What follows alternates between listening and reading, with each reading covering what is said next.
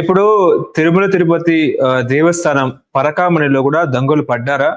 హుండీలో పైసలన్నీ గూడా వైసీపీ నాయకులు ఎత్తుకెళ్లారని జెప్పేసి గూడా టీడీపీ పెద్ద ఎత్తున ఆరోపిస్తున్న పరిస్థితి.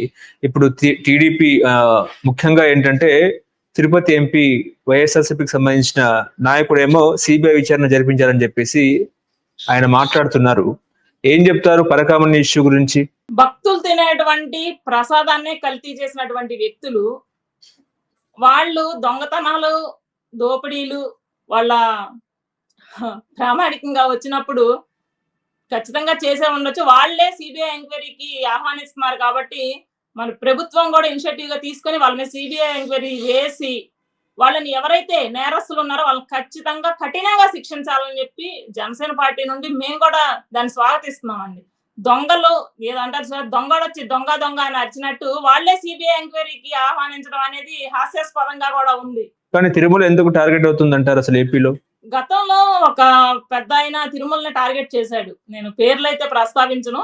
పదే పదే అదే వైఎస్ఆర్‌సీపీ నాయకులు కూడా టార్గెట్ చేస్తా ఉన్నారు.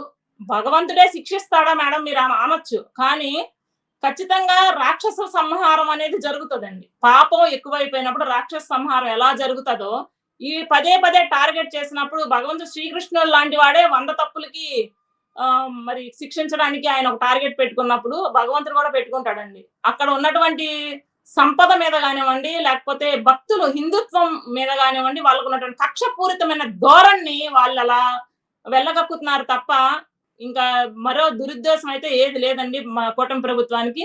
పెద్ద ఎత్తున హిందూ దేవాలయాలను గానివ్వండి, అదే విధంగా ఇతర మతస్థులను గానివ్వండి అభివృద్ధి చేసేదే ఇలాంటి వాళ్ళు బురద ఎంత చల్లినా కూడా ఎవ్వరు ప్రజలు ఓటు వేసేటువంటి ఒక ఓటర్ కూడా వాళ్ళ మాటలు లక్ష్య పెట్టరు. అంటే జగన్ గారి హయాంలో 100 కోట్లు ఆ పైసలన్నీ కూడా దుర్వినియోగం చేశారు. ఆ పైసలన్నీ కూడా రియల్ ఎస్టేట్ లో పోగు చేశారని కూడా మాట్లాడుతున్నారు. నిజమే అంటారా?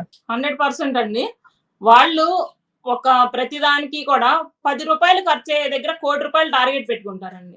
మన సంచులన్నీ నిండిన తర్వాత అక్కడ ఏదైతే బాధ్యత తీసుకున్నామో ఆ బాధ్యతను ఫుల్ఫిల్ చేస్తారు.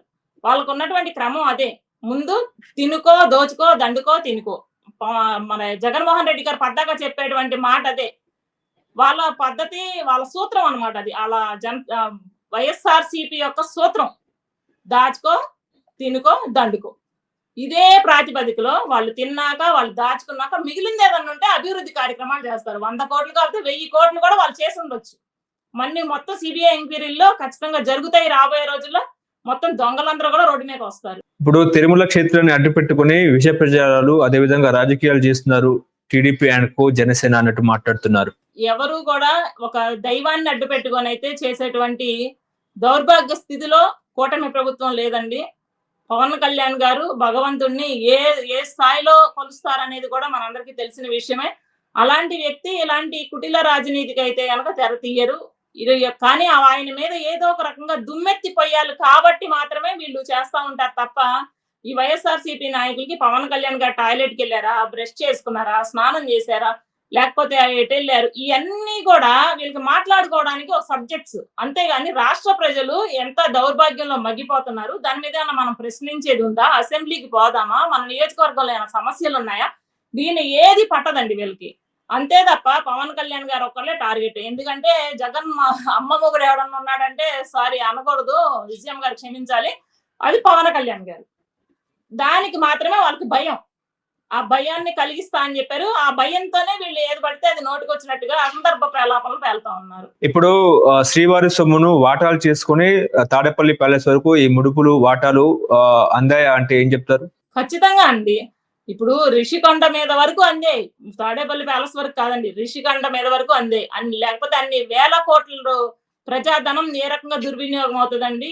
అన్ని వేల కోట్లతోటి అంత పెద్ద ప్యాలెస్లు మనలాంటి వాళ్ళు వెళ్తే ఎటు మారిపోతారో కూడా తెలియదు. ఏదో పెద్ద పెద్ద మహానగరాల్లో తిరునాళ్ళు జరిగేటప్పుడు చిన్నపిల్లలు మారిపోయినట్టు వాళ్ళు వేల కోట్లు దుర్వినియోగం చేసినట్టు కట్టినటువంటి కట్టడాలలో మనం కూడా అలా మైసభలాగా మారిపోతాం అన్నమాట. అంత ప్రజాధనాన్ని దుర్వినియోగం చేశారు, దోపిడీ చేశారు.